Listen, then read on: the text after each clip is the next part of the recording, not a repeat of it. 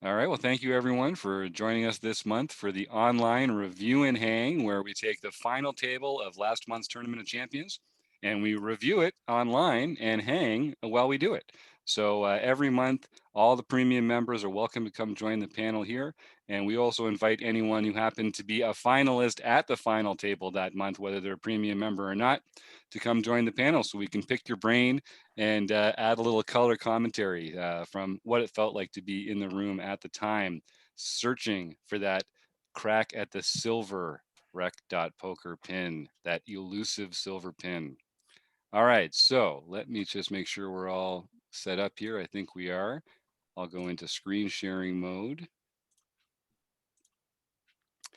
And what we've done is to watch this video, if anyone wants to go in for next month, you go to archive, and then down here, it'll bring up these categories. Click on recorded play, and then you'll be able to choose from all of the recorded play videos. This one is the May Tournament of Champions final table for the April 2021 winners. And then we'll just maximize that there. We can all see that pretty well, I think. And here we go. So I can pause the table if we need to from time to time, but for the most part, I'll just let it roll. And John and I are pretty used to just kind of rapping when it comes to this stuff, but nothing makes us happier than when people chip in either questions or answers or whatever comes up. So don't be shy, anyone else. All right, here we go. So then this will be audio free because it's just literally me recording this on my laptop as an observer. So we're coming in at the 200, 400 level. And oh, yeah, I was playing in the OPA last night, and Rich, Mr. D's, told me that he actually spaced on the day for this tournament. And he never even showed up for it. So he was sitting out for the entire thing, and he managed to sit out to the final table. I got to try that strategy once. I know this deep structure that John sets up. It's amazing. It makes me less interested in punting off my chips in the first couple orbits, which is my usual strategy in these. Yeah, that seems to be the way I play those events as well. And looking at it here, so let me see. Michael, you are M. Babker. So you've got the sitting out player a couple to your left, but you've got two pretty big stacks between you and him. So that's they're going to be the big blind when you're in late position. But other than that, I'm not sure they're much of a factor. And Evil Roy, you've actually got the chip lead here, which is nice. And you're across the table from the sitting out player, so he's really not a factor for you at all. Unfortunately, usually it's real nice if that player is one to your left or two to your left. Three to your left is still pretty good, but we're not going to form any strategies around Yeah. Steve, Mr. Luckbox, getting that spot. Actually, a fairly the chips. There's no super big. I mean, it's a 3-to-1 between the smallest stack and biggest stack. Maybe with the exception of the sitting out player, Right. But that's a good way to be thinking about it, John. And is that like a ratio that is that the Somsky ratio, or is that something that you've taken from someone else? no, I was just looking at it and saying that's fairly even because often you'll see some really short stacks, so it'll be like 30-to-1 between the largest and smallest, and then the average will be somewhere in there. But here, your low and your average isn't that far away. I think we've just Or high. I think that's a new thing now. I'm going to start referring to that as the Somsky ratio, the ratio of the smallest stack to the largest stack at the final table.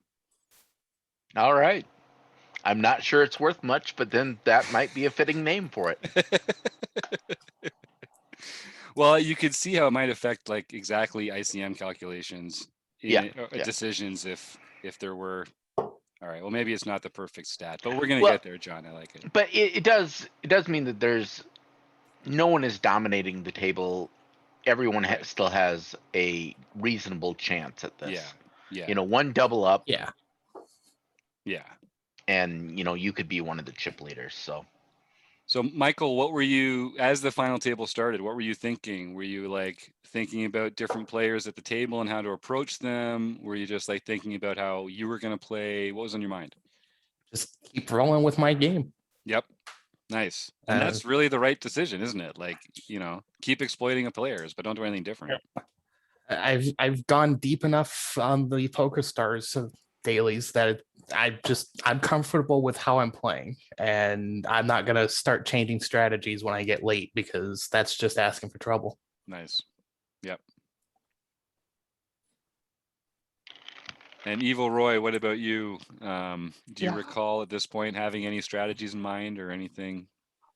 I was just thinking about the same. I've been doing reasonably well in some of these tournaments, and I just don't want to. I probably a little bit more nervous because I wanted to get the silver pin. But yeah, yeah. Well, we've definitely been shouting your name out on the podcast with some regularity, so I know you've been advancing into this tournament. It is different for that silver pin, though, isn't it? It's tough. Yeah, there's no soft seats in the Tournament of Champions, that's for sure. Say that again. So I like this isolation by Taylor. When the big blind's a short stack like that, you're basically just printing money with the with the side pot. And it is fitting that the dead stack is the first one to bust. That is how it should go. So I expect we'll be seeing a lot of this 2x open size. This one's getting kind of juicy. Yeah, buddy.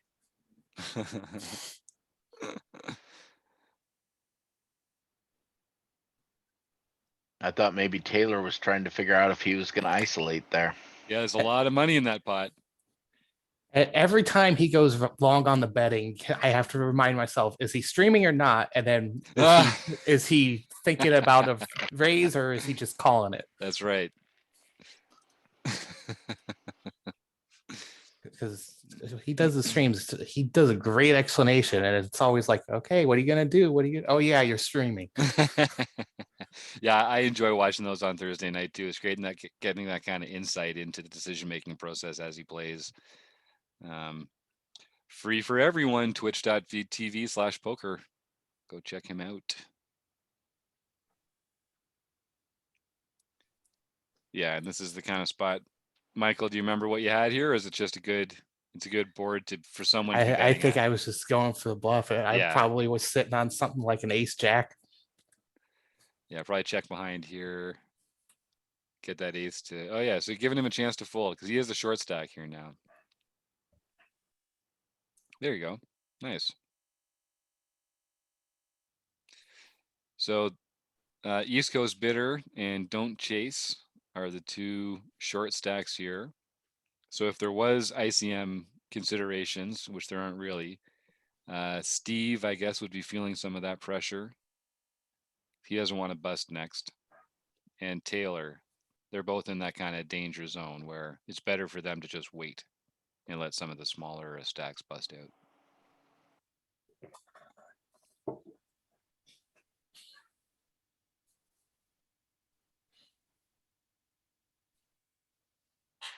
We got a few Canadians at the table this time. Oh, I guess just two.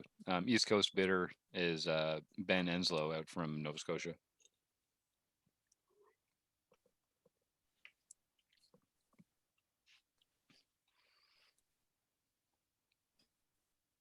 So, Roy, I believe the first time I played against you was in the Papes series. Yeah. How long did you play Apes before that as well? I think I played a few of the Apes when they still had the real money ones going. Yeah.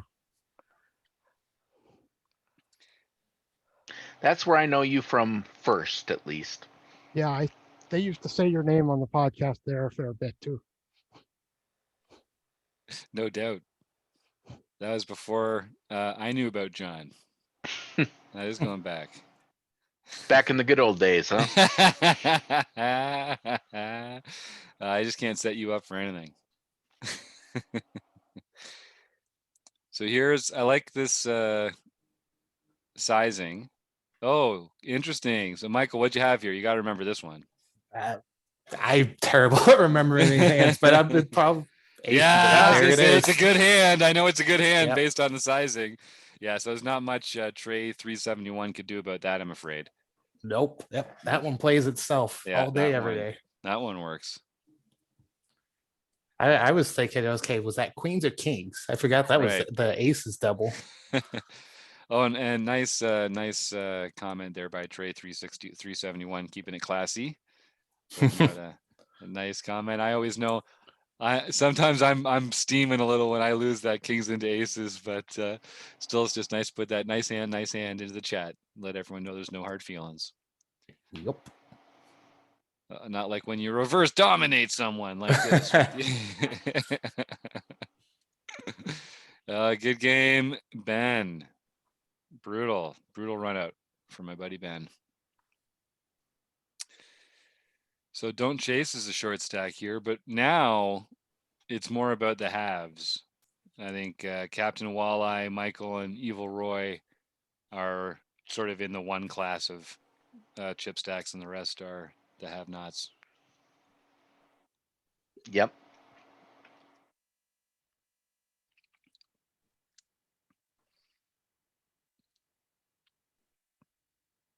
Now, Michael, I noticed you opened not to 2x, but to 2.081x or something like that. And it was when you had pocket aces. So we got to have a talk, brother. Are you changing your opening size based on the strength of your hand? A little bit. So I used, well, for a long time, I used to be very straight 2x, 3x open. Yeah. And I've been playing with open sizes pretty much the last year because do that a little bit more comfortably with playing these versus nice. Playing live. It's a little harder to kind of experiment like that. Yeah. So I've been playing with open sizes. I've got my presets down to 2.3 and 2.7. Oh yeah, good stuff. And then I've got a preset for like 3.3 for like later position, just over bet type scenarios. So then do you use so let's say you're in a spot where you want to use a 2.3 sizing. Do you like if I'm going to use either my position at the table or the effective chip stack or maybe like the spot in the tournament to determine which size I'm going to use, but I'm going to use that same sizing with all my hands.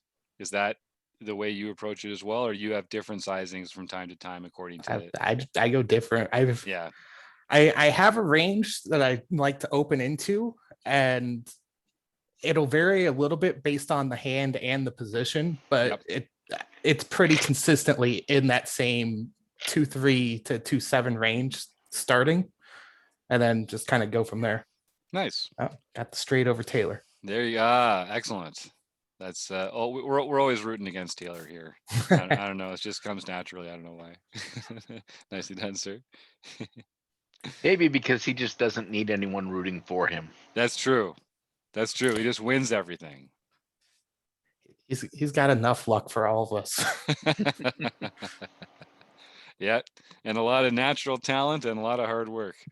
But it definitely takes all three. No doubt about it.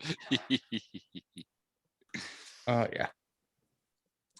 So I like that you're Michael, when you're talking about sizing, I like that you're kind of tailoring your sizing to the spot. And I think that's like we all should be not only trying to be like disciplined and rigorous and unexploitable, but we should also be taking exploitable lines when it means that we can get, it's better EV for that spot. So as long as you feel like you're not giving anything up and you're still able to leverage that, all the better. Make more money.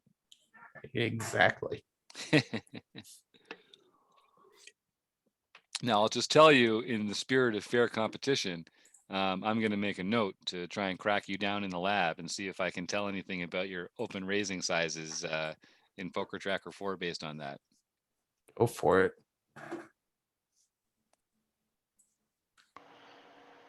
Yeah, if I weren't so lazy, I might actually set up some of that software, but So Rob just said at this point he decided to sit back as a middle stack and let Michael do some of the work on taking out the short stacks. Yeah, well, I've done that a couple of times too. You know, someone's dominating, and it's just like, well, okay, let them have it. Yeah, I will catch up later. So you must have been feeling great at this point, Michael. You're the chip leader. You're knocking players out. You know, you're hitting life.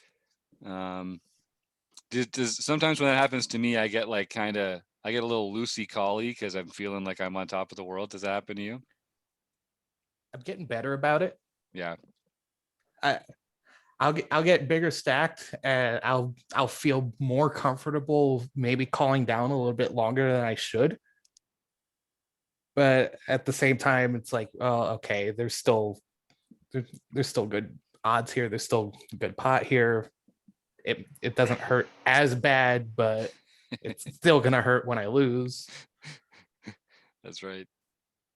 And Evil Roy, at this point, you've been a pretty there's been all this action to your left at the table. You must be feeling like you don't want to get too involved. Well, unless I have a set, which I knocked somebody out there a few hands ago. Yes. Yeah. We love sets here at rec.poker. Big on sets. Mm-hmm. And I know like Michael's been playing aggressively. Captain Walleye is an aggressive player. And I know when I'm at a table and I see a lot of those that kind of players to my left, I'm definitely going to be tightening up a little bit and picking my spots. So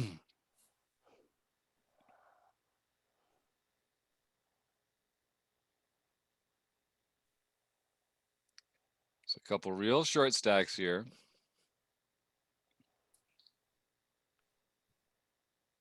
But good Lord, Michael, you've got 100 big blinds. Yeah, that's always nice. Remarkable. Very generous structure here. Seriously. This one's a little slower than the normal one, right? Yeah, starts with more chips, and then John does it run a little? No, it has the same structure, but it does start with 5,000 chips instead of 3,000.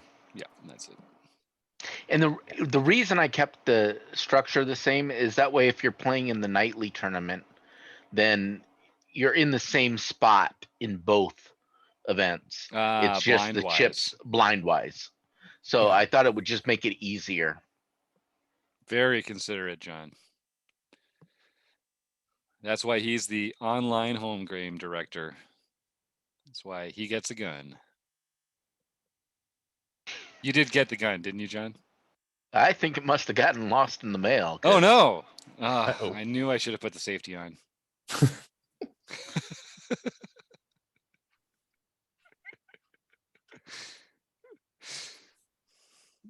So I like Steve and Taylor talking in the chat about how they would or would not have played certain spots with the hand there and whether they're being honest or not.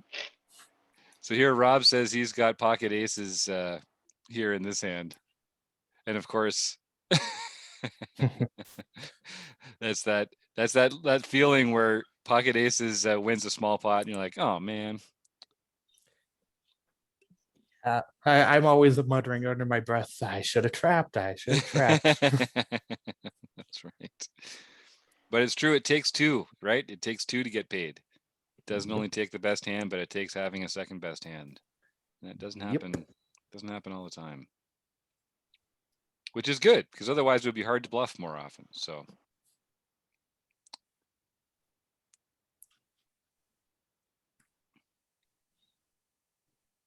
where do you guys do you guys think that when it comes to that kind of thing, do you think that the players that we're playing against, do you think we are typically under bluffing, or do you think we're typically over bluffing this group?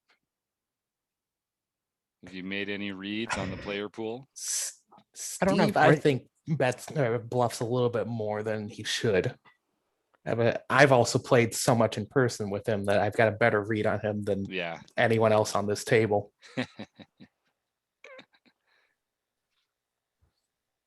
Should have had him out Saturday in Dakota, but oh yeah, I saw you were down there. That's sweet. Yeah. I actually should have had him out 3 times, but the first 2 were just hands that I couldn't have called any pre-flop bets on, and then the third one was blind over blind. I turned a boat, he turned trips. Oh, It's just a miracle that he didn't go out on that one. No kidding. He's a disciplined player. Disciplined player. Yeah, Rob in the chat says not so much over bluffing, but maybe overplaying certain hands. Yeah, that's interesting. That like value betting when you're not value betting, or value calling when you're when you're not value calling. Yeah, Right? I hear that. Oh, speaking of Ooh, boats. yeah, pretty good. Pretty Had a good. worse queen there, but Oh man, that is brutal. You're lucky. that was Good, tough. I was gonna say good discipline for you, Evil Roy, not to get more chips in there in that kind of a situation. Yeah, that's fair. Or I'm just chicken. I'm not sure which. Well, advantage goes to the in position player, right? Like it's a lot easier to get paid in position, and you know, it puts you in a tricky spot there out of position, even with trips.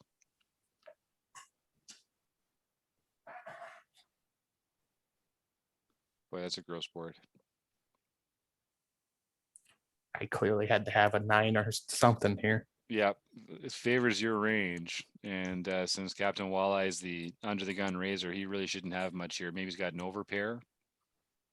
Did So I he's got, call off with say, 9-10?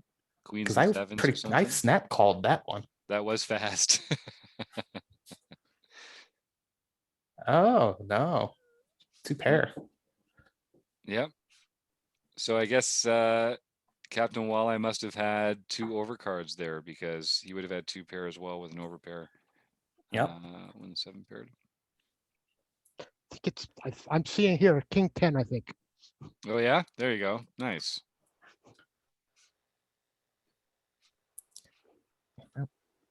Joys of a small opening to my big blind, priced into it. Yep. Yep. King 10. There you go. Good call. That's great. You've got that, Evil Roy. That's really handy. I'm already missing things in the chat. Just trying to pay attention.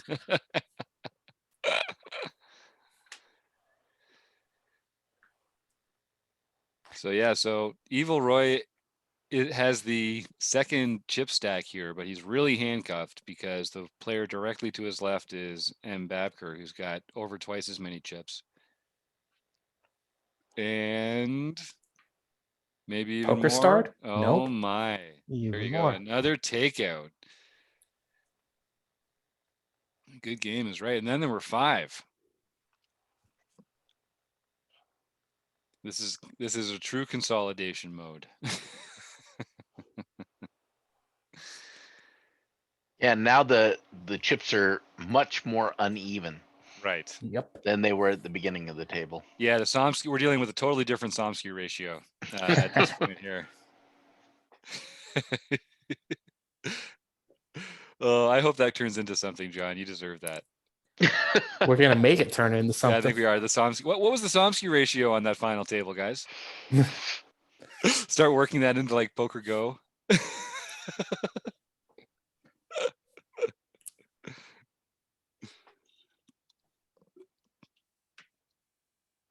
No, we're definitely doing that. This could be interesting. 3-handed. Taylor shouldn't be getting too frisky. No. Although on the button, I'd expect him to be shoving pretty wide, to be honest with you. Yeah, that means he either had to draw. If he shoves here, I think he's got it. That small of a bet, he might be buying it. Yep. Yeah. Very, very, very, very thin value bet from Taylor there with second pair. Yep. He knew what was going on. He knew he was behind. Yeah. At that point in that position, that's one of those times where I'm just like, all right, you know what? I'm behind. I'm not giving you another chip. I like this opening size, Evil Roy, because the players that you're getting involved with have a pretty decent chip stack, so you can leverage that by going a little over 2x. I like that. There you go. Slightly bigger pot when you take it down. King 7. Mm-hmm. Mm-hmm.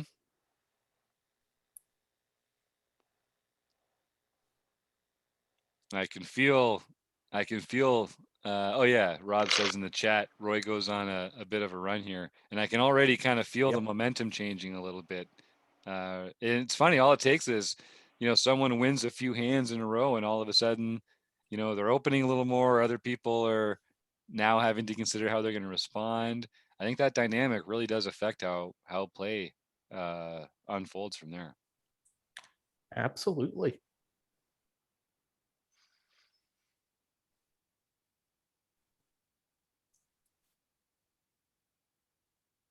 I think we'll get Steve and Taylor being pretty shovey now at this point with 10 to 15 big blinds.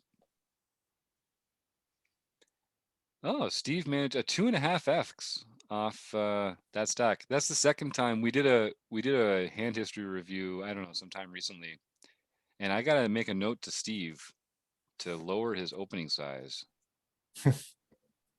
when he's short stacked. Because no one, that's too, he's got like 15 big blinds. He's opening 2.5x. I think that's too big an open for that stack size. The crazy thing is he's pretty comfortable playing that stack size too. Yeah. Well, I know, although it shouldn't have been for the Tournament of Champions, but I know when Steve plays a lot of these, he is not completely focused on playing the tournament. That's He's doing true. other things at the same time. That's true. Yeah. He's pretty busy. So I know for me, I sometimes forget what part of the tournament I'm in, or I forget what the chip stacks are, or you just end up making an obvious blunder because I'm not paying attention. Yeah. You might just have that that bet slider set to 2.5, and I hesitate to think how anyone could not be paying attention at 5-handed for the silver pin. Good God. Seriously. This late on a Monday night, what else he got going on? Yeah, I remember when the Tournament of Champions that I won, the Asterisk one, back in September. I was legit adrenaline 3-handed, 4-handed down, 3 or 4-handed down. I was definitely in actual competition mode. I was feeling it. So here producer Jim. Oh, here, we'll let this hand play through. If producer Jim was a little more on his stuff, he would pause the recording while the game goes on a 5-minute break. But we're all doing our best, okay? We're all just doing the best we can around here. Producer Jim probably hit start and then went off to have a beer. I'd love to, but if I don't move the mouse over the window every 23 minutes, it logs me out. And the whole screen goes blank, and then we lose a section of it, and I have to log myself back into PokerStars. So I have a timer set for 23 minutes, and I come over and I just move the mouse. You'll see a little like yellow circle of my mouse moving over this here in the meantime. But that's okay. Steve showing the bluff. That's okay, because host Jim, where is the, what have I done? Here we go. Host Jim can advance the video 5 minutes.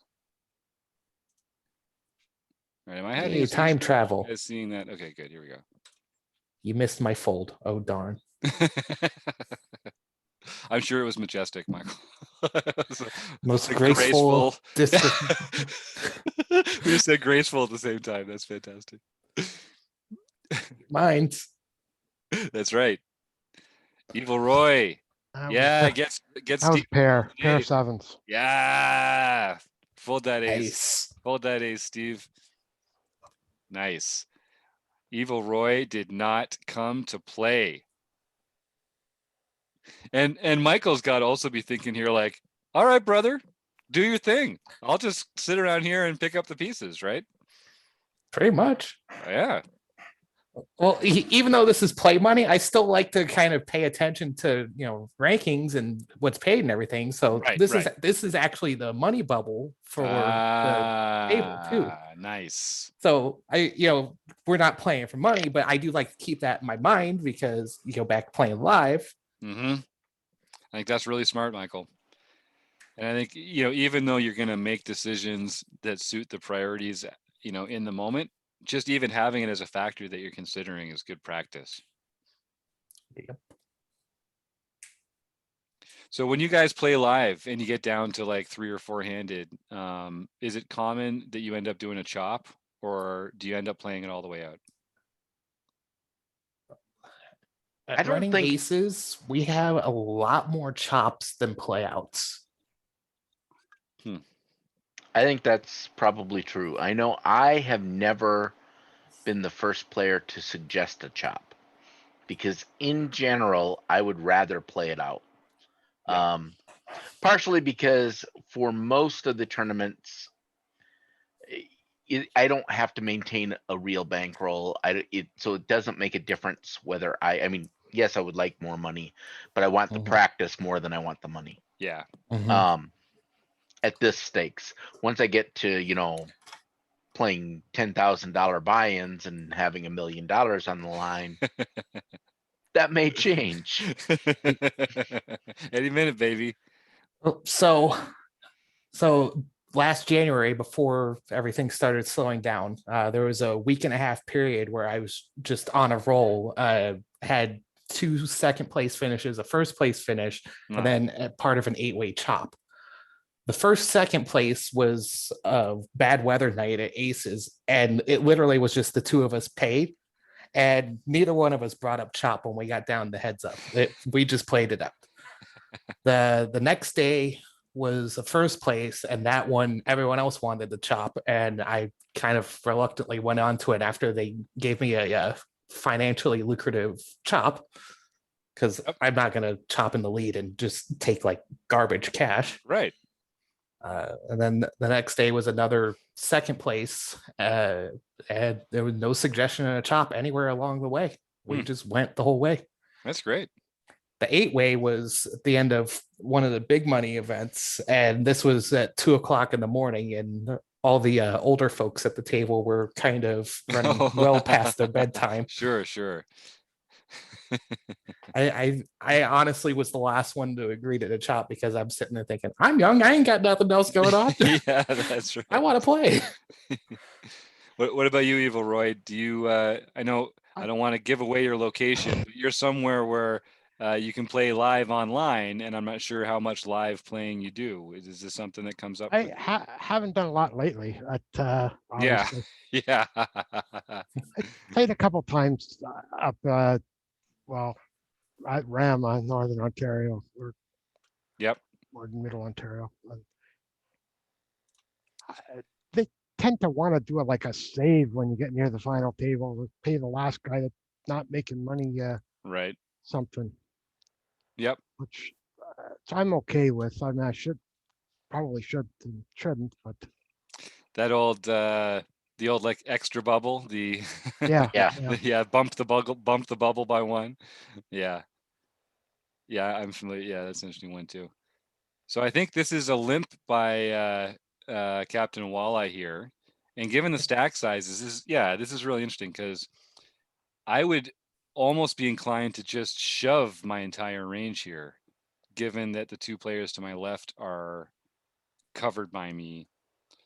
So I'm not sure if we get to showdown here. I'd love to see what he had. What did you have, Captain Walleye?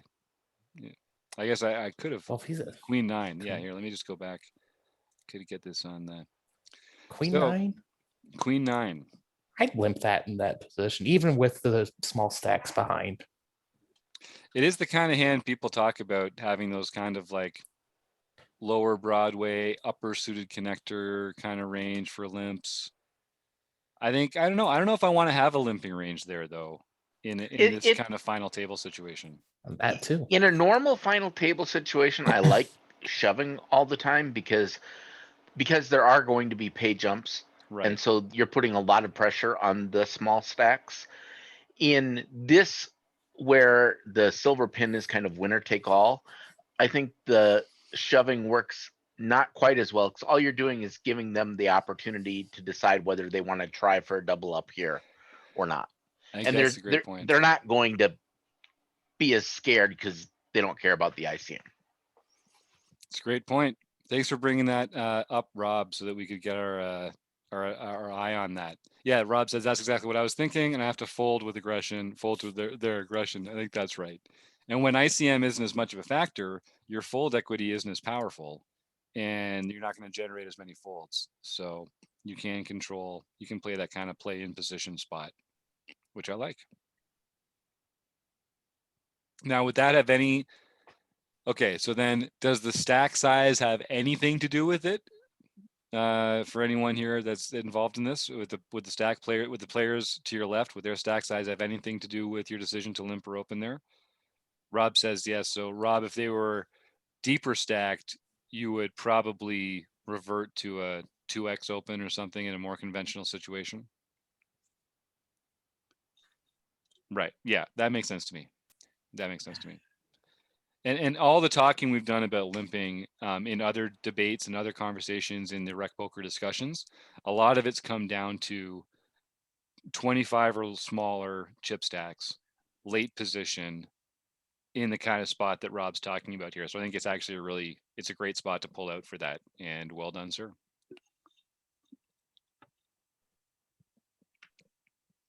Bluff Sterini the donkey just likes to shove. Never found a shove spot I didn't like. Just like anyone ever tells me what hand they were holding, I'm always like, oh man, that's one of my favorite hands. It's always true. Or is it? I've got a grid of 13 by 13 of my favorite hands.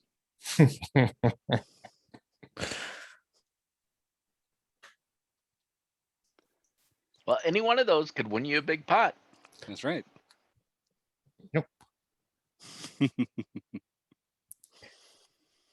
The one time I should have played Jack 7 suited would have won me $8,000 on a bad beat jackpot. Yep. So. Put it out of your mind, sir. Just put it out of your mind. Oh, good game, Taylor. Ace King won a hand. Yep. Yay Hard to believe. Miracles. Hard to believe. Get Grandpa George on the phone. So now Steve's the short stack with about 15 big blinds or so, and still not desperate. And Rob has just been kind of holding on. There hasn't been a lot of up and down. And Evil Roy and Michael have just been taking everybody else's chips, taking the bottom chip in their stack too. Just rude, really, taking them right out of the tournament like that. Ugh. Yeah, now at this point, Steve needs to, since he is the bottom stack, Yeah, he needs to ramp up his aggression, put a little more variance in the game because he needs to double up. There's no one to outlast anymore. Oh, look at this. Yeah. Look at that. You hit Beautiful. the nice little deuce on me there. Queen Jack. Queen Jack here. I'll back that one up. Let's see that because we've got, let's see that one play through. So here we go. So Evil Roy, you're opening Queen Jack there. And we get the call from Rob with 3-2 suited, which, I mean, we're pretty deep. We're pretty deep. So how does this action go? Did I wimp out on this? I didn't. No, I bet it. No, you put it out there. And Rob's thinking, I got a backdoor flush draw. Let's see. Let's see what happens. And then, if you bet the turn again and he calls, yeah, this is then, where I probably messed up. Definitely messed up not betting the turn. I think that's right. Because it's true he's going to have some aces, but not that many. Not that many out of his entire range. Right. And then as I was played, still hoping he wouldn't hit the deuce though. Yeah, exactly. I think as played, this is probably a good call. Although, what's he actually value betting that you're ahead of? I guess he has to be bluffing there. You have to feel like he's bluffing because you checked behind. Yeah, that's right? exactly what I was thinking. And he could have been on the flush draw. So yeah. And Rob says exactly, if you bet the turn, he'd fold the turn. And I think that's that double door effect, is that swinging gate effect, because not only do you deny him the chance to fold, but you also weaken your range so that you're a more attractive bluff candidate, and it puts you in a more difficult position on the later street of having to bluff catch. Which again is part of an overall strategy, but I think as played, you probably are better off calling there.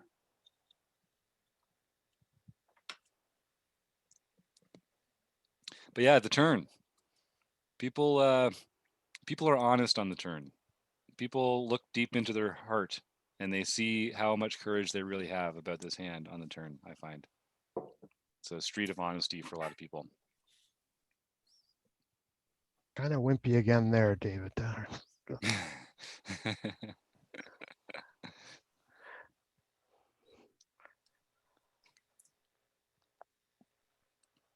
And Rob puts in the chat, he's opening this with Ace King of Hearts.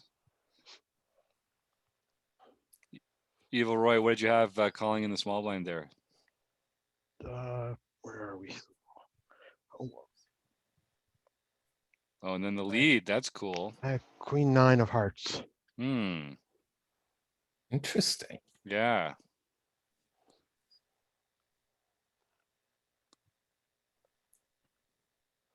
I like the that one thing that about that lead.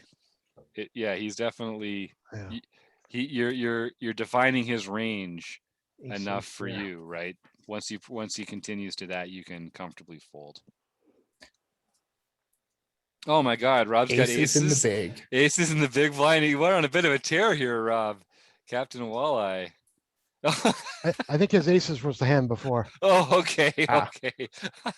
I was gonna say that's a exploitatively tight fold in that case. Hey, he played Reddit strategy just right. Fold 3. Yeah, that's right. Exactly. Felt like we were getting pretty close to the bubble, so I just wanted to preserve my chip stack. Oh, wow. Whoa. Oh, man. Burn. God damn. Ouch. Oh, saved by the chop. Steve reminds me a lot of me at this point, that cockroach that never goes away. Cockroach that never goes away. Hey, Michael, you got a fan in the chat there. GF Hawk, M. Babker, I hope you win. There you go. That's nice. Is someone railing you? Yeah. Thanks. That's right. He's another one of the aces guys. Fun to play with. Oh yeah, there you go. Yeah, don't worry, Evil Roy. It's the Americans banding together. That's all. You never had a chance. Fair enough.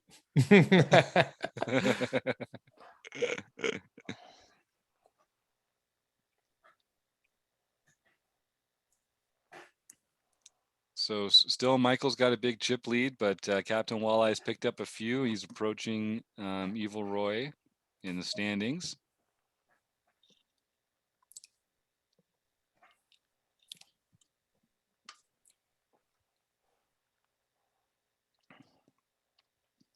Yeah, Captain Walleye though has turned it into a 3-player race. That's Steve right. is still kind of just kind of taking up space. But how's he doing in this tournament though, John? Yeah, he's not much of a factor right now.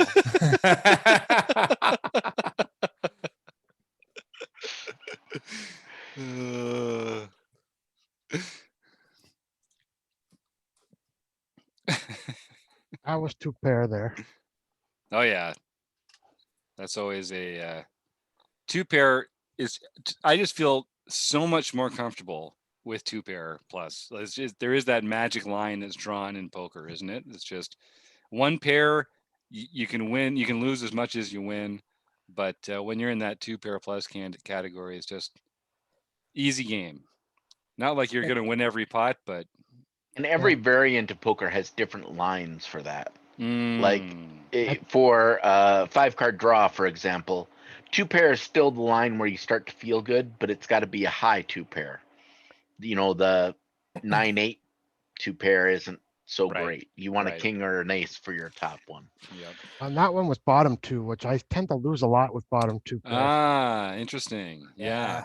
That does come up. Always painful. It is. And I think that does, that should factor into our lines too a bit.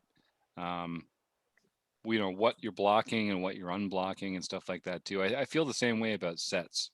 Like when you're on a typical dry board, I'm always betting middle set more aggressively than top set, because if you've got top set, you're just blocking a lot of those one pair hands that you want your opponent to have when they're calling. And I'm sure there's a two pair correlation to that as well.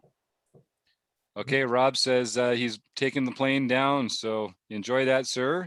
Travel safely. Thank you for your insight. I can't wait to get you back in the booth when we do your Poker Tracker 4 review. That's going to be a lot of fun. Thanks, man.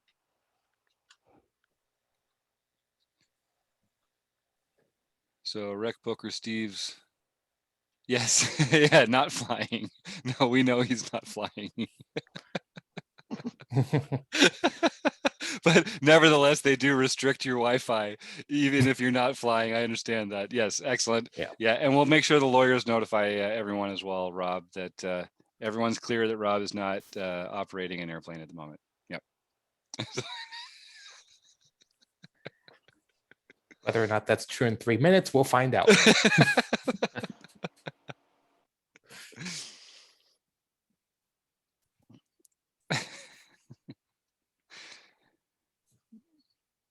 All right, so I can see Steve shoving here. Ooh, wow. All right. Takes it. Yeah, it takes the defend line. I mean, getting good odds, but pretty short stacked behind. I must have had a king the way I called that one. That did seem pretty quick and sure, didn't it? Could have two spades. Jack, queen of spades, exactly. That would be pretty quick. Yeah, that's pretty possible too. Oops, I just stopped. I'm thinking Jack, queen of spades based on that. Yep. Well, that was a pretty big hand.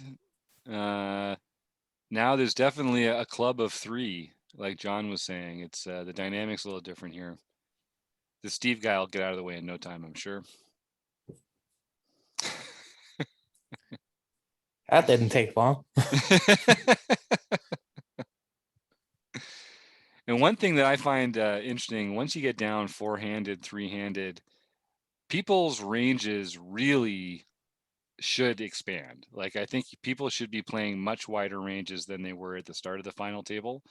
Michael and Evil Roy, is that something that you do intentionally, or is it something that you don't do at all, or does it kind of just happen naturally? Or Evil Roy, why don't you share your thoughts on that first? Yeah, I think you're right. I think I lost my thought there. Sorry. Well, that's all right. Well, keep thinking about it. We'll come back to it. When you're opening, when the other players only have so many opportunities to have two cards, just feels like it's advantageous to be opening wider, three betting wider, calling wider. I'm having to get more comfortable with it. It took me a long time to actually go deep in some of the tournaments, sure, both online and live. So there was a point where the first time I actually won a live tournament, I'd never been deeper than six-handed.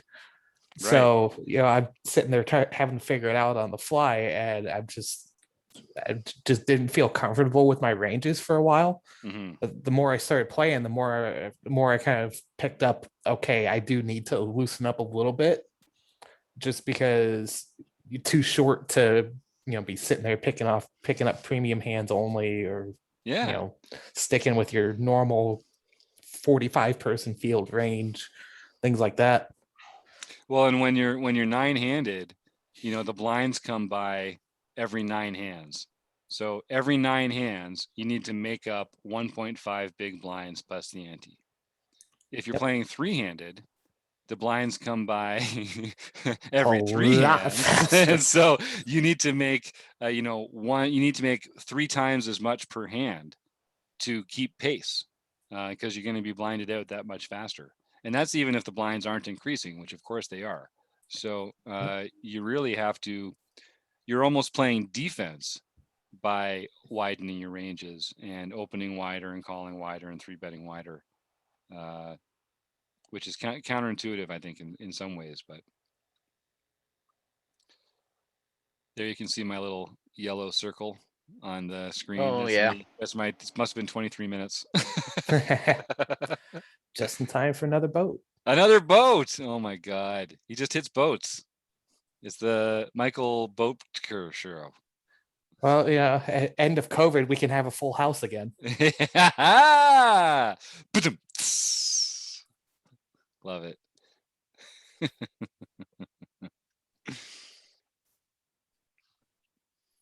Yeah, you got your fan GF Hawk is excited about that. There we go, more chips for M Babker. I like chips. Yes, sir. Oh, we all like chips. We are chip fans.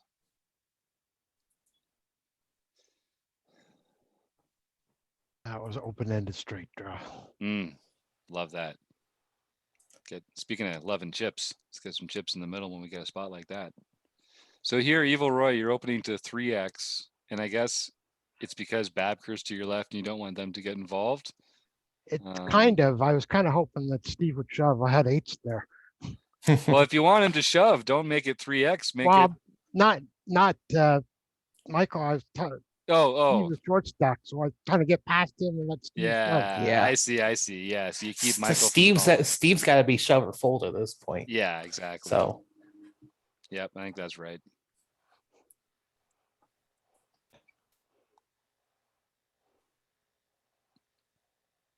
Oof.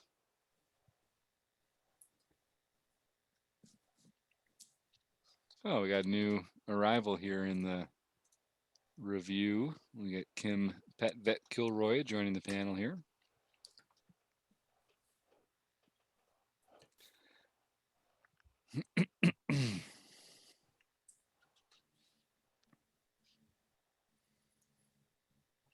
There's that open shove, and we get the isolation raise from Michael Babker. Oh yeah, I love that. Oh, come on. Oh, 3? Yes. I called the 3. Called the 3. That's beautiful. That was so dirty. I mean, sorry, Steve. Good game, sir. That's what I mean. Welcome, Kim. You are the bad luck charm for Steve Fredlin tonight, I'm afraid. Just saw him being here for all of it. I was pretty busy earlier, so well, I'm thanks. Mute myself so I don't interrupt anyone. Well, thanks for joining us anyway. We've got 2 of the 3 final table lists here are still here. This is Evil Roy and M Babker in the booth, and Captain Walleye just left. He couldn't stay, but this is exciting to have some of these finalists here at the time. Wow, nice to put a face to Evil Roy. Hello. Yeah, right. There we go. Is your name Roy? My name's not really. Roy. I can accept Roy. You could do David too. It's fine. There you go. Right. Pleasure, David. Sounds good. Nice to see you. Nice to meet you. Nice to meet you. So here, I wouldn't be surprised if Captain Walleye employed a limping strategy sometimes here, but when he doesn't, I like that he's sizing up a bit to 2.6 out of the small blind. You don't want to give that big blind too enticing a spot. Then I'd be c-betting this. I don't know about you guys, but yep. No, definitely. I don't know if he needs to do it that big though. And then when Evil Roy continues, what did you have here, Dave? Do you remember? That was a stupid call with the flush draw, 6-3 of clubs or something. Right. Well, it's a good board for him to be c-betting too. So, if you're going to continue at a certain frequency. The third king didn't help. No. No. I think with the flush draw, I'm doing the same thing you did there and calling. Yeah. That spot, this late in the tournament, it's like, well, see what happens. Yep. Plus, still at a point where you can still very easily get out of it. Yeah, in certain spots, you might even think about turning that into a shove, given the chip stacks of play. That's what I was thinking after the fact. Yeah. It's not, a paired board's kind of a curse and a blessing there because it hurts your outs, obviously, if they have a piece of it on the flush draw, but just makes it less likely that they have that top pair too, which is nice. Mm-hmm.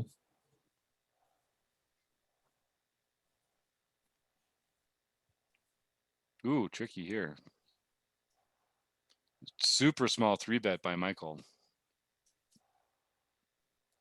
And that board, that coverage kind of favors the caller's range there. If I was Evil Roy, I'd be putting my chips in right here. Yeah, I should have. Shove that turn. Yeah, because it's awfully hard to call if you don't have the jack. Yeah. Yep. I do want to have king 8. I think I was going for the smaller 3-bet just because I knew what his stack size was at that Yeah. point. And it's like, okay, I can get them all in if I get a favorable flop. Yep. Yeah. Bring that SPR even lower. This is a limped pot. So there shouldn't be that many aces in people's ranges. So a 10 might bet here as a value bet.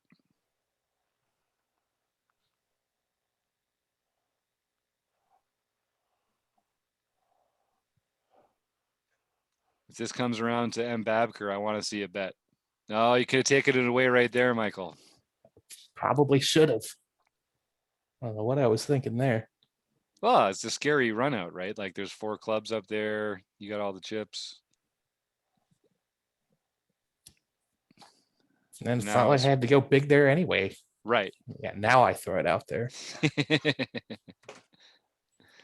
Nah, still Yeah, got it in the just end. as good. Just as good.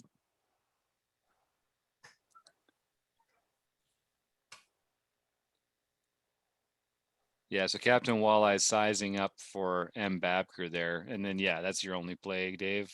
Get those chips in. Yep. And I wonder if Captain Walleye has a I should talk to him about sizing.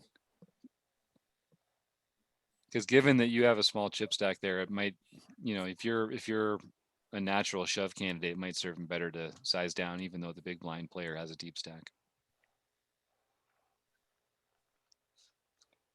And here's that limp from the small blind, Michael, like we were talking about. So do you recall what you had in that spot, or do you limp from the small blind as part of an overall strategy?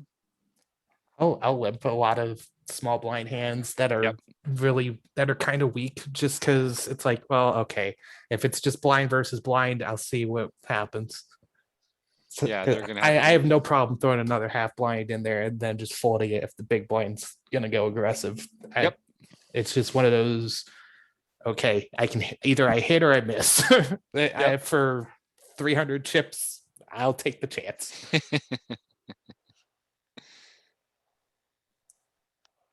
And Evil Royce picked up a few chips here. Captain Walleye sticking with that 2.6 sizing.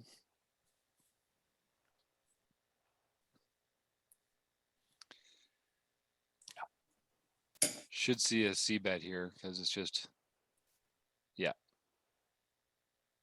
Ooh. Remember what you had in that one, Evil Roy? Oh, here it comes. Nice. I had the 8, 9. Yeah, beautiful. I like that smooth call given the chip stack because you're not going to have any trouble getting it in on future streets. Yeah, like if you had a king here, it would be nice. Yep. Well, it doesn't take it. Hey, quads! rec.poker He hits his flush draw. Yeah. He hit the quads. Wow. All right. Right back in this thing. Right back in this thing. I was dwindling quite a bit there. Yeah. And when you get short-handed like this, 3-4 handed, those blinds are coming by awfully quickly. You don't have to be card dead for long before it takes a big chunk out of your stack. Like even right now, if the blinds are 500 and 1,000, that means in 9 hands, you're out 4,500 chips. So in 9 hands, you're down, 20% of your total stack. That goes pretty quickly.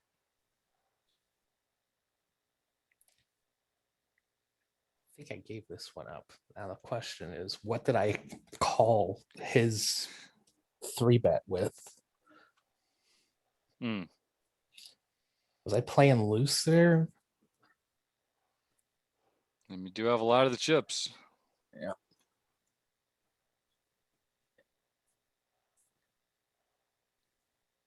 I had to have been something like maybe a king jack, ace jack. I just can't call it a shove either way. Right. Although you have such an advantage with your chip stack, you'd be nuts to give it up on a marginal call. Yep.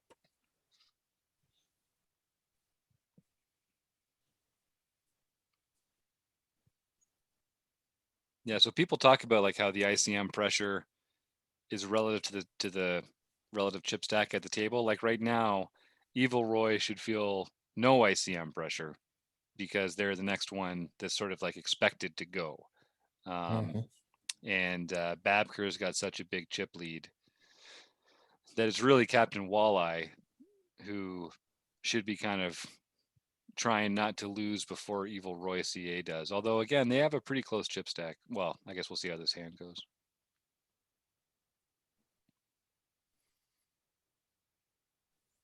But yeah, Michael, you are in a spot where because neither one of them is like a natural victim waiting to leave, like it's not like one of them has 4 big blinds and the other one has 20. You're actually in a spot here where you could just be like open shoving a lot, and they both have to fold a lot because neither one of them wants to like yield an inch to someone else. Right. Kim and John and Evil Roy, does that make sense to you guys when that's the dynamic? It might be a little bit less so in this case because of the ICM playing for the pin. Yeah, that makes sense. Dave. I think before the last hand, when they were closer in stacks, I think that Evil Roy can raise when it's all in, when it's Captain Walleye's big blind, because the most ICM pressure on there. Good point. I like that. With probably any 2 cards. Right. It's one of the great things about poker, about No Limit Hold'em, is literally with any 2 cards, it's hard to be worse than, it's hard to have worse than 20-25% equities. So those are pretty good odds compared to drawing dead in a lot of other games.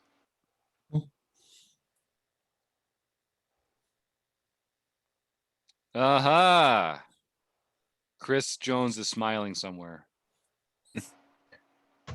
Now he can do it to Michael. Yes. Yeah.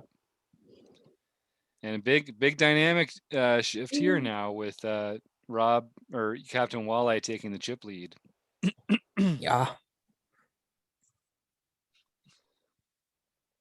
Yeah, unlucky him having the straight. I'm trying to bluff the flush. I know. And good for him for finding that call too when the flush is on there, right? Like that's not an easy one to do. Evil Roy, the last Canadian, raking in chips.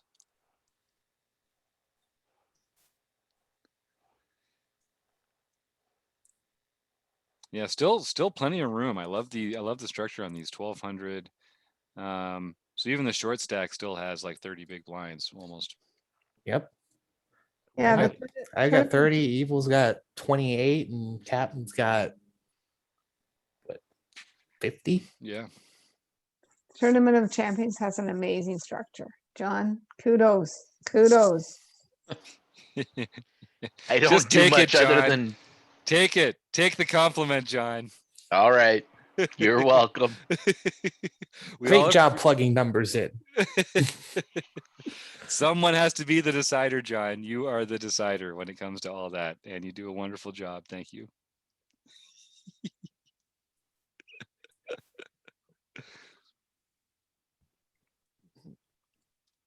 So Michael getting frisky, calling out of the small blind there.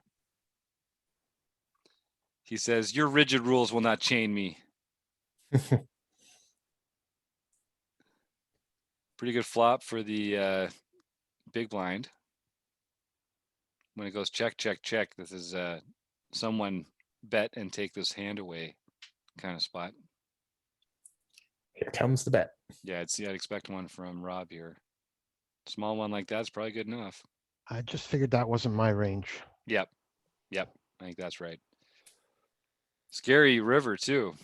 Oh, I love the lead. Let's get Captain Walleye. Yeah, there you go. Was that a value bet, Michael, or a bluff? What do you think? I think that was value.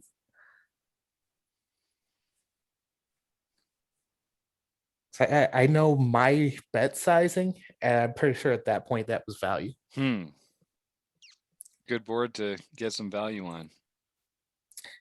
If it was a bluff, I probably would have kept it around half pot. Ah, all right. I'm writing that down for next time we play. Well, no, because if you watch some of the hands here, you'll see where I have the overbets. You'll see where I have like the half pot ish bets, and you can kind of work out where I'm sitting with those. There you go. There you go. It's fun, man. Yeah, so it's not like I'm giving too many secrets away. It's just maybe telling you to watch the video a little more closely. That's right. Nice. Because what the hand where Captain had the straight, I threw 15 out there into like a 30-some thousand chip pot. Oh, yeah. Or wait, no, I threw 15 into a 22,000 chip pot because I think Captain had oh no, what? I think the pot was 30. Captain had 22. I bet 15. Ah. So I think the strategy at that one was give him something that if he calls and he's behind, it's going to hurt him. Right. And just so happened he had the one hand. He had the one he didn't want. That's brutal. There you go, Evil Roy getting that 3-bet through. Add some chips. And I think Captain Walleye is going to be opening the button pretty aggressively, I would expect. So he's a good candidate for those 3 bets from the small blind when you're 3-handed like this, I mean. Yeah. Mhm. And isn't this 2 months in a row he's made the final table? Wouldn't surprise me. The guy's a I killer. think so. He's a killer.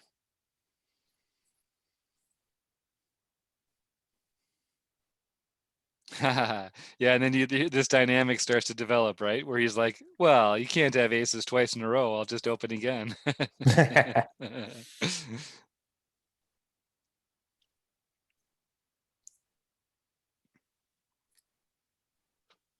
There's Dave employing that limping the small blind strategy.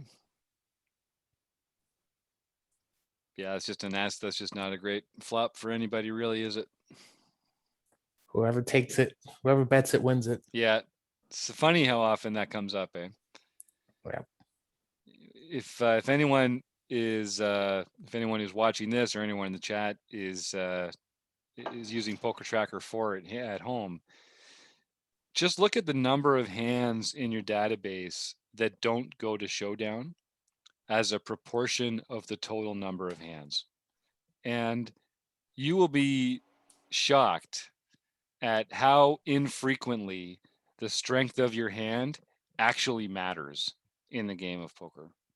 The strength of your hand does not usually matter in the game of poker because the vast majority of hands don't go to showdown. And so you can kind of win chips just by learning the language of the game and just, betting when you're supposed to bet and raising when you're supposed to raise and folding when you're supposed to fold. And that's that range versus range kind of game. But yeah, getting people to fold turns out is pretty important. If I had to guess, I would guess about 10 to 15% of hands make it to showdown. Is that? I think that sounds about right, depending on the game you're playing in. Do you think it's different in tournaments versus cash? Well, I think in cash, people don't want to pay their rake. So open sizes are bigger, but people limp more in cash. So you get to more. Yeah, I don't know. That's a good question. A little bit of cash I've played, that sounds about right. It's a mix of more limping and bigger bet sizing. But that doesn't mean, and I guess what's interesting is I'm conflating, because we're not talking about necessarily going to the flop. We're talking about going to showdown.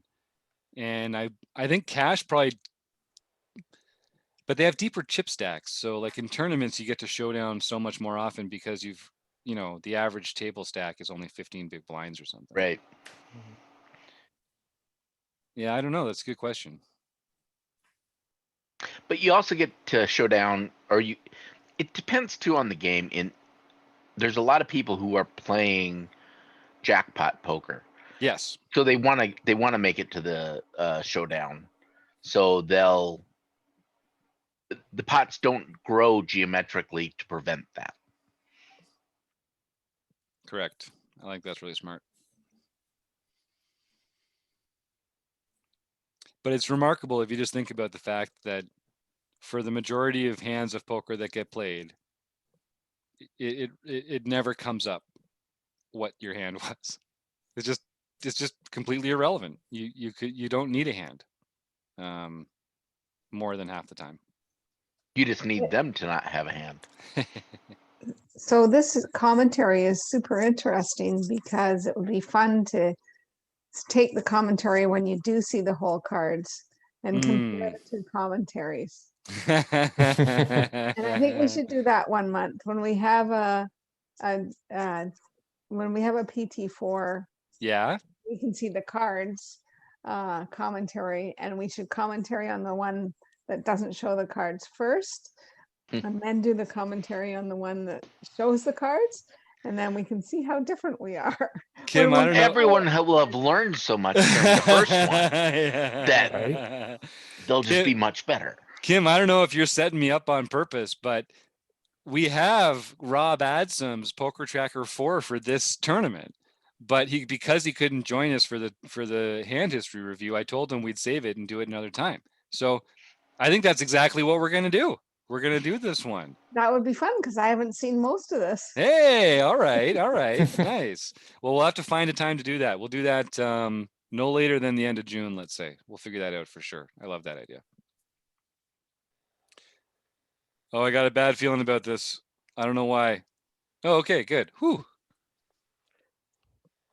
And it's even. Like that. It's a three-handed game again. Remarkable. And what are the blinds at? 1,400. So yeah, again, still real 30 big blinds, right? Yep. Amazing. Yeah, anyone could win this one. Yep. Anybody's game now. I'm guessing the actual winner will probably end up winning, but Hey, well, I'm going to pause here because I'm leading. Yeah, that's right. It's over now. Stop counting. These hands don't count anymore. This is it. We've reached the point in the tournament. We're calling it. Evil Roy has reached the threshold. Congratulations, sir. Thank you. We'll let this play out just so that they can argue about who won their version of it. But we all know, Technical winner. Bring the pin back home to Canada where it belongs. Well done, sir.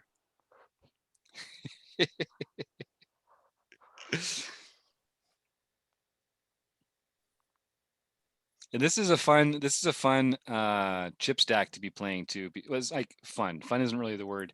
It's an awkward chip stack to be playing, and so it's fun when the other people are in an awkward spot. For me, that's fun. When other people are feeling awkward at the poker table. Kim, did you have something there? Yeah, it's a chip stack we play most often in tournaments. Right. Whether we're in the middle of a tournament or at the, sometimes in tournaments we're not this deep. A marvelous structure by John Somsky. But yeah, I would love to be on a final table and just keep playing with 30 blind stacks. Yeah. Right. Yeah. This stack size is what we should be the most familiar with as tournament players. And one of the things about it that's tricky is that by the time you get down to like 25 big blinds, people's opening sizes are smaller if they're thinking about that kind of thing, and which means 3-bet sizes are smaller, and you get to the point where it's very difficult to 3-bet bluff now. It's very difficult to have the kind of balanced range where you'd want to be 3-bet bluffing. Oh, 23 minutes. There we go. I had to go click the screen somewhere with my yellow circle. So it's kind of like you really have to pick your spots. You have to pick your sizing. Sizing's really crucial. And I think a lot of recreational players like us aren't being careful enough about the cusp hands and the sizing that they choose in this like 20 to 25 big blind range. And so we like to exploit those errors that other people are making.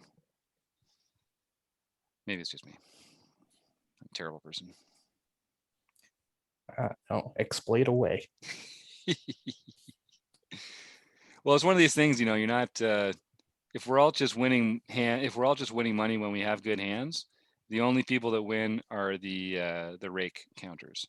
If you wanna win money in poker, you got to win in spots where other people are not winning, or you got to win more than they're winning, or you got to lose less than they're winning, less than they're losing in those spots. So you got to be doing something different. If everyone's doing the same thing, we're just trading each other's chips around. Yep. Or you're just one of those people that are just luckier. Maybe they can, some people are just luckier than other people. They win more chips. That's true.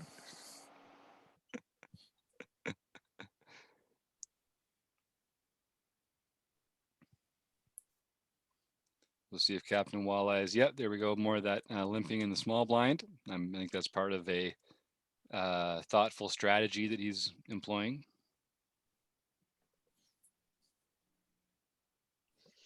And Evil Roy, when you're in the big blind and someone limps into you, how does that affect the range of hands that you raise with there? Because you're going to be tempted just to check back a lot, right? Yeah, I probably check back a lot there, like too much maybe. But yep. And then that just incentivizes them to keep limping into you, right? Because you're not really making them pay for it. Yeah, like Michael, you were saying earlier, you're happy to just throw in that extra half pot, that extra half big blind to limp in, and then if they raise, you're probably going to fold a lot anyway, right? Like it's no big deal. Yeah. I think a lot of the people that limp the small blind think that way. Like it's an easy way to see a flop. So if we're in the big blind in that spot, making them pay for that becomes like a pretty one tool we could use. You got me on the river there, by the way. I figured that much. Kim? Oh, I don't mind the limp range strategy from the small blind in this three-way situation, because you have the option of the limp call, limp raise, limp jam, or limp fold, and you can then nobody in the big blind never knows what you're doing, so they'll often just call, and then you get to see a flop. Yeah. So I think as the big blind, the only real exploit that's available to you is to raise instead of calling with a wider range. Mm-hmm. If you want to exploit that, there's nothing wrong with just taking a free flop. You're going to be in position. And I guess that's also very different when you're heads up, right? Because then you're not going to be in position every time. So I would expect the limping and raise over limping strategy to differ between three-handed and two-handed. That should be very different. Yep. Seeing a lot of these mid-board connected flops. Juicy. That was top pair. I probably had something like 10-4 there. Roger.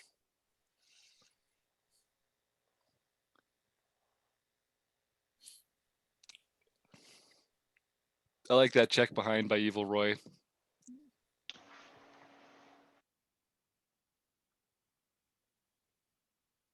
And I think I like that fold too. Captain Walleye is probably checking a lot of those jacks on the flop, betting on the turn. That's very consistent.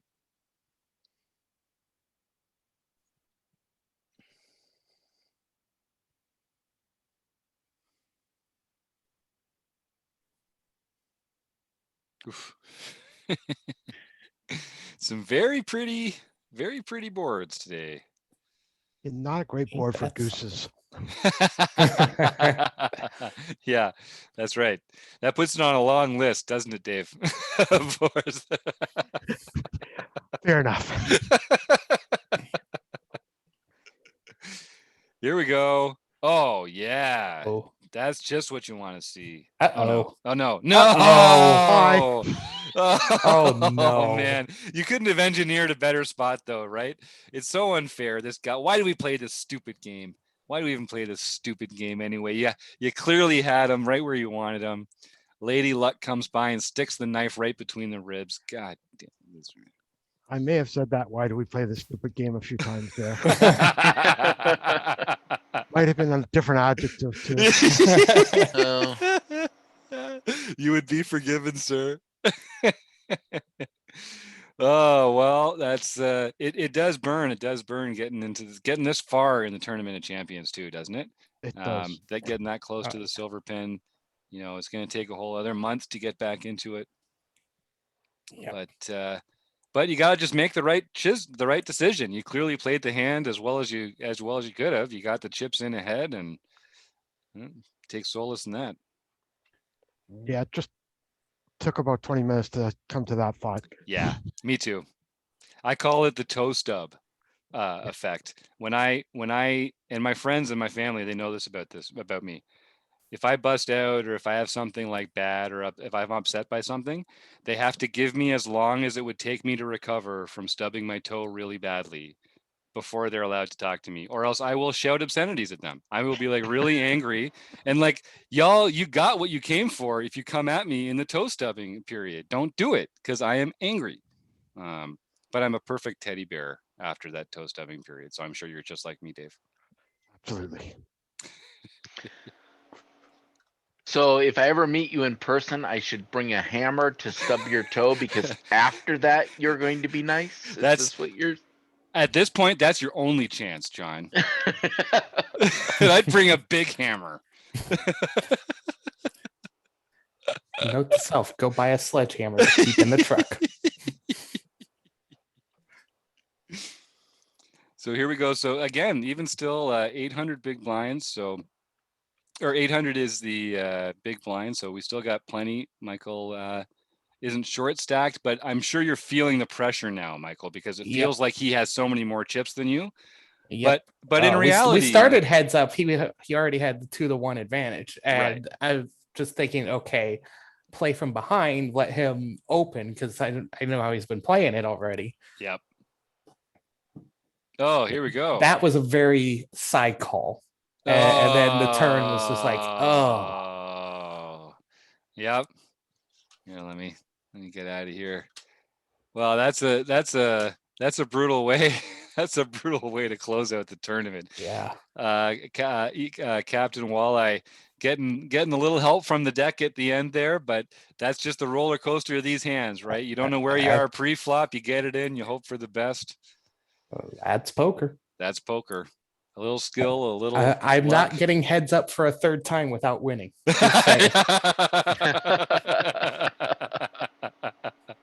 That's great. Well, thanks everyone for joining us this week, and thanks Evil Roy and Michael in particular for coming in and turning the camera on and letting us into your lives a little bit and sharing some of your insights throughout the tournament. That was a lot of fun. Something tells me this isn't the last final table we're going to see you at, so maybe we'll get you in here for another one of these online review and hangs one time soon. Right. And everyone else still got a couple minutes to qualify for the tournament tonight. Maybe we can get you into the Tournament of Champions for next month. Anyway, any questions or any tips or anything we can do differently next time? This was good. Nailed it. All right. Thanks, everybody. Have a great night, and we'll see you again real soon. Talk to you later. Bye-bye. Thanks.